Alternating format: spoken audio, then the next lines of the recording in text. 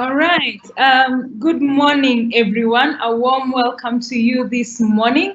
So great to have you here for the Future of Technology webinar series by Adrian Kenya. So for today's panel, we're going to be discussing on how businesses can be able to leverage the fourth industrial revolution. And my name is Charity Murigi, the Corporate Communications Manager at Adrian, and I will be your moderator for today, moderating today's conversation. So technologies around us have indeed changed how we live, how we work, and how we do business. And a shining example is actually just right now, where we are able to hold a virtual event through this digital platform as organized by Adrian Kenya, who is our host for today. And just a brief introduction to Adrian Kenya for those of you who might not be aware. Our host today is an indigenous company right here from Kenya, now a leading provider of technology and EPC solutions in East Africa. EPC there standing for engineering, procurement, and construction. And we're proud to mention that in the last 7 years, the company has become one of the leading business partners in telecommunication integration. They've managed to build over 800 cell sites, connected over 3,000 clients to fixed data, and are currently supporting over 56,000 customers on home fiber, enabling them to work, to have their children go to school. There's so much online learning going on today. And they have also extended this expertise to the ICT and to the power sectors. And one of the important things that we've been able to see as a business, we've come to appreciate that innovation is the lifeline of any business. And in today's age, innovation is anchored by technology, and this is why we are having our conversation today. And so for today's conversation, I'm going to be engaging Nekesa Were, who is the Director of Strategy for AfriLabs. She's really gotten her hands dirty in the last couple of years, working at the heart of the Kenyan ecosystem. And she'll be just letting us know what are some of the best strategies, what are some of the things that she has seen from her experience. She's worked with numerous startups through iHub when she was at iHub. Just what is her experience for businesses being able to leverage the fourth industrial revolution? With the world changing today at such an unprecedented pace, companies must be able to respond quickly. Having worked with startups, having worked with companies at the grassroots level just to digitize their systems, bring them up, there's definitely a lot that we can be able to discuss today. And even as we go into our discussion, you can be able to participate by sharing your views, your comments, and your ideas on social media using the hashtag AdrianTechWebinar. So that is AdrianTechWebinar. And this is a topic that's definitely top of our mind. So I'm sure you're also going to be having some questions. And we're definitely going to be taking some of your questions. If you see there's a Q&A session, you can be able to send in your questions using the Q&A section, and just put in your questions just right now, even as we continue with the conversation. So, Nekesa, good morning. How are you? I'm very fine, thank you. How are you, Charity? Fine, thank you. Probably you can, I know I've just introduced you a bit, but you can probably just introduce yourself again. I probably haven't done that justice. Get to introduce yourself again. Just tell us who you are, what you do, and the wealth of experience that you bring to us. I know it, so yeah. Well, yeah, my name is Nekesa Were. I am the Director of Strategy at AfriLabs. AfriLabs is a Pan-African network of innovation centers across the African continent, obviously. We currently have a membership of 225 members spread across 47 African countries. And so we've done a pretty good job of trying to get the entire continent covered. At AfriLabs, we support the innovation centers by giving them access to very reliable data that enables them to make critical decisions on how to support entrepreneurs within their communities. We give them access to a great network of other enablers, and so everywhere from government organizations to private organizations, corporates, and so on, that these hubs can plug into either with your products or with the products of the entrepreneurs that they support. We offer, together with our partners, funding, and so we have a great program called Catalyst that's just about to launch, that's going to enable us be able to fund startups using our hubs as conduits for that funding and for ensuring that deliverables are met both by the funders and the startups.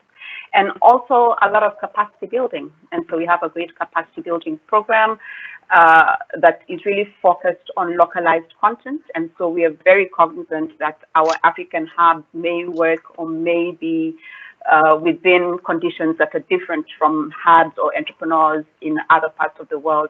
And so the kind of content and training and mentors that we expose them to are very localized for the African context.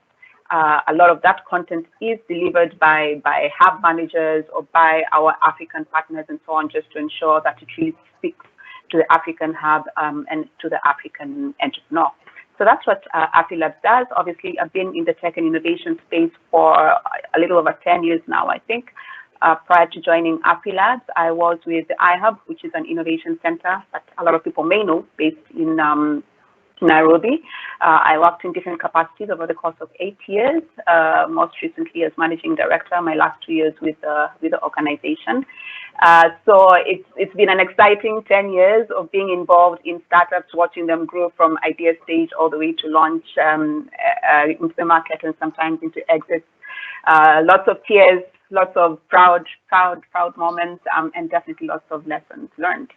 So very happy to be having this conversation with you today, Charity. Thank you so much. And just from what you've mentioned about working with startups at iHub, startups at Afilabs, there's probably a business here or someone who's joined and feels that, you know, the 4IR technologies, when we are talking about machine learning, when we are talking about blockchain, when we are talking about 3D printing, when we are talking about AI or VR, you know, sometimes some of these technologies seem, you know, like they're just far-fetched. They are for the Facebooks and Googles and Microsofts and Intels of the world. And it doesn't feel like it's quite close home for them. You know, it just feels like some far-fetched idea. So probably just to start us off, why is it so important for us to be talking about these 4IR technologies today? What does this really mean for businesses around us, for startups, for an entrepreneur who is here with us? What do these technologies really mean for them? Why is it important for us to be discussing this today? I think the thing that entrepreneurs need to be the most aware of is that they are using these technologies already. And even if you're not using it, someone is using it on you to determine how best to interact with you, what kind of conversation to have with you, where to meet you, how to sell you stuff. Yeah, and so even if you don't notice that you're using technology, you are using technology. So for example, when you use your smartphone, the reason you're able to swipe, the reason you're able to make a call, to get your phone to do something just by using voice, that's because of 4IR technology.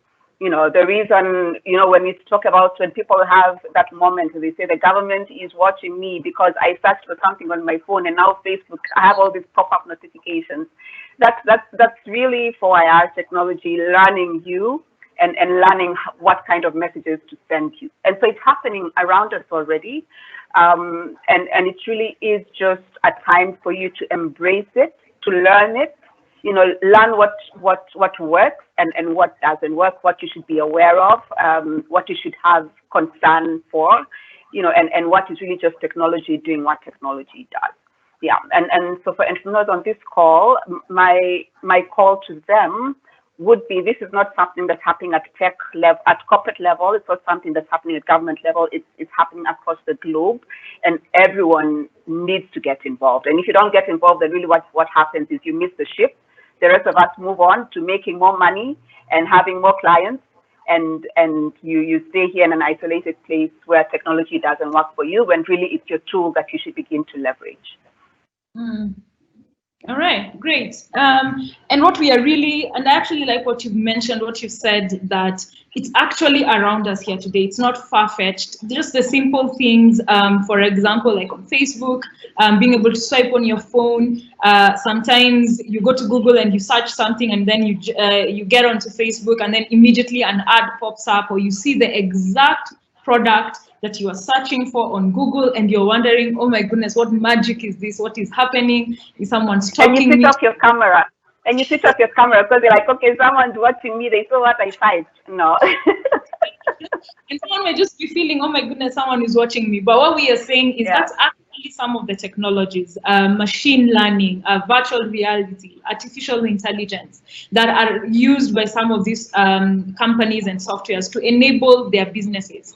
And what we are saying today is that you also can be able to use some of these things to enable your business.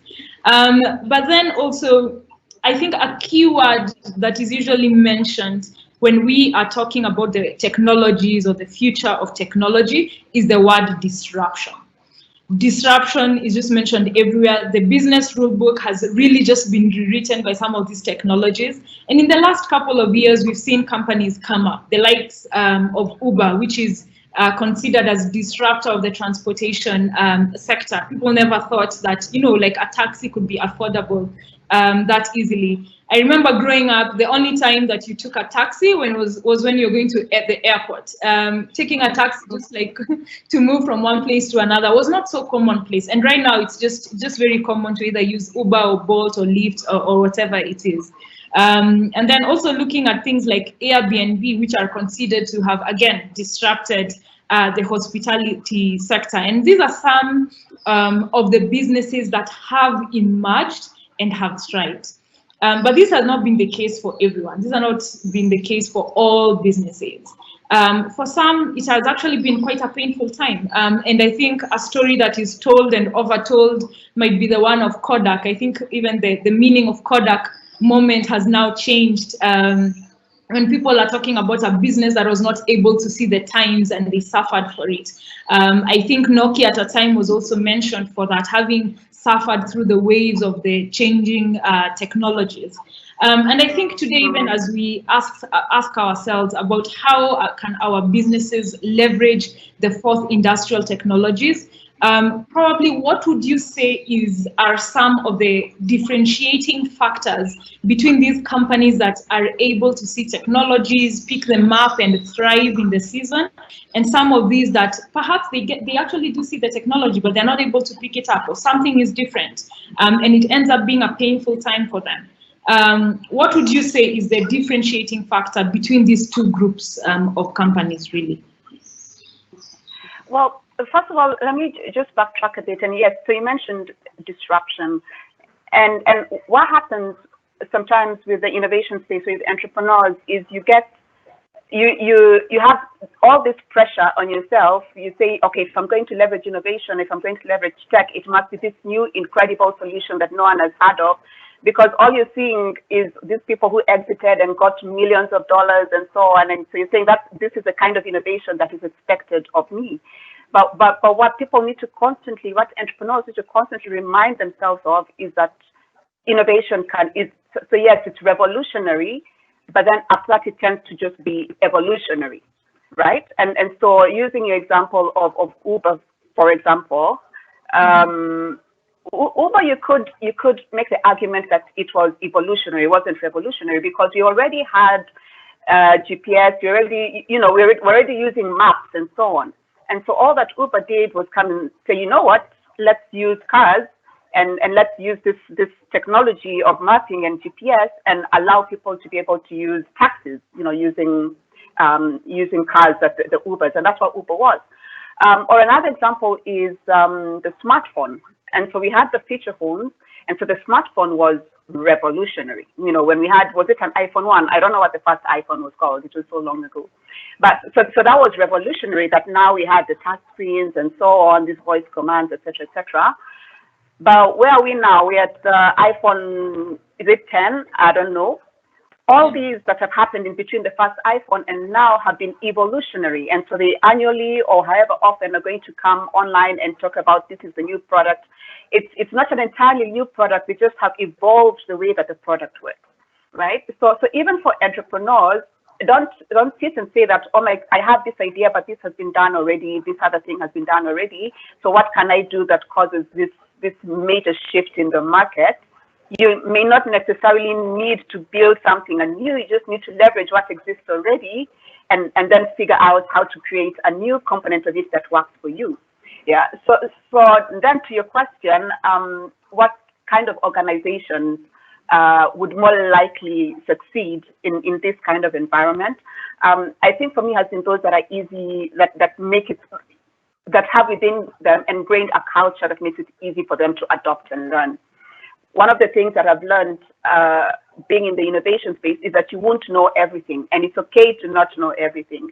And so you must be able to surround yourself with people that know what you don't know, right? You must be comfortable in the fact that you don't know everything, but surround yourself with organizations, with team members, and you hire, look for someone who knows stuff that you don't know. That's why you're hiring them, to complement what you're doing. Yeah, and once you have a kind of culture, then you find that for you it's easy to adopt. If someone that you trust is coming and telling you, okay, this is the direction that I feel we should go, I feel our organization needs to think about an e-commerce platform, then you immediately adopt to that and figure out, okay, right, let's move, let's begin thinking about this e-commerce platform, what do we need, how do our products look, and so on. And so it's easy adoption, and also understanding that ideas come from anywhere. So perhaps you are a corporate listening, and you are wondering, or you're thinking to yourself, surely, are we going to go to a startup, us as this big corporate? Are we going to go to that guy sitting at NILAB or wherever and tell him to help us build a solution? Yes. Sometimes it's great ideas that are going to leapfrog, or rather that are going to enable your company take great advantage of the fourth industrial revolution. Sometimes that's an innovator sitting at a hub. Sometimes it's a startup. And so it's all about understanding what strengths other people bring into your organization that you should begin to leverage. So openness for me is another characteristic of organizations that should likely take great advantage of the fourth industrial revolution. And then finally, just understanding that bad tech is worse than no tech. And so even as you begin to incorporate tech, as you begin to incorporate 4IR into your solutions, understand that quality matters, understand that the user experience matters. So don't settle for less than what would work for you. So one thing you can do as someone that owns a product or someone that owns a business is incorporate tech that does not work for your consumers. Then you'd just be losing them immediately. So for me, those are the things to look out for and the things to work on.